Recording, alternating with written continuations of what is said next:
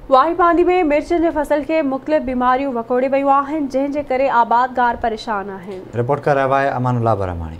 काचो जोई तालुके जो ज़रई लिहाज़ खां हिकु वॾो ज़रई इलाइक़ो आहे जिते हर साल किरोड़नि रुपयनि जी मालियत जो मिर्च जो फसल थिए थो। हर साल जीअं हिन साल बि वाहिपांदी समेत काचे जे मुख़्तलिफ़ इलाइक़नि में लखें रुपयनि जे ख़र्च सां आबादगारनि पारां मिर्च जो फसल पोखियो आहे। मिर्च जो फसल तैयार थींदे ई फसल मथां मुख़्तलिफ़ बीमारियुनि हमलो करे 100 एकड़नि ते पोखियल मिर्च जो फसल तैयार थियण खां अॻु ई सड़ी तबाह थी रहियो आहे। वाहिपांदी आसपास जे इलाइक़नि जे अहम पैदावार मिर्च में लॻल बीमारियुनि ते कंट्रोल लाइ ज़राअत खाते पारां के बि उपाउ न पिया वरिता वञनि। उन सिलसिले में काचे जे आबादगारनि तोड़े हारनि जो चवणु आहे त काचो हिकु ज़रई इलाइक़ो आहे, पर हिते ज़राअत खातो गैर फाल बणियल आहे। का भी माना दवा इनके नथी लगे, केतिरियूं भी दवा हणियूं न तब नथी लगे। एक तो अड़ी दवा महंगी आ, 5000 6000 रुपया दवा लगी पिया, वो हणूं तब कुछ नथी थे, मांगे असर ही कान थी करे।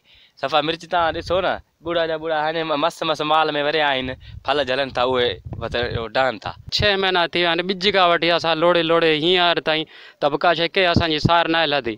ऐं उन खां अलावा जेका कलर आहे उहा बि बेकमी आहे। ऐं उन जा कटा असां तव्हांखे ॾेखारियूं, अंदरि का शइ कान्हे, रुगो मोबल लॻो पियो आहे, ॿाहिरियां ई पथरियूं आहिनि। तक़रीबन 2 महीना थी विया आहिनि, ॿनी में उहा कलर पई आहे, कुझु असरु नथी ॾेखारे।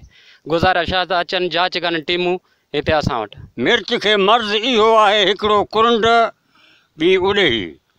जेका बि असांजे ज़िमेदारनि खे दवा आहे कारीगर ॾियनि था, जेके दुकानदार ॾियनि था, उहा असरी अमली कान थी करे।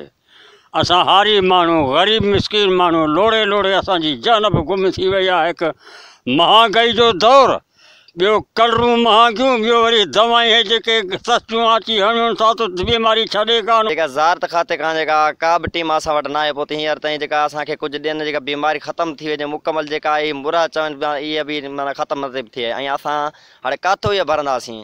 ग़रीब माण्हू मिसकीन माण्हू हिते लख रुपया ख़र्च लॻा पिया आहिनि। ज़रूरत उन ॻाल्हि जी आहे त सिंध जे ज़राअत खाते खे घुर्जे त काचे में ज़रई टीमूं मोकिले काचे में हज़ारे एकड़नि ते पोखियल मिर्च जे फसल खे बीमारियुनि खां बचाए आबादगारनि हारनि खे पवंदड़ नुक़सान खां बचाए वञे। अमान बिरहमानी, आवाज़ टी न्यूज़, वाहिपांदी।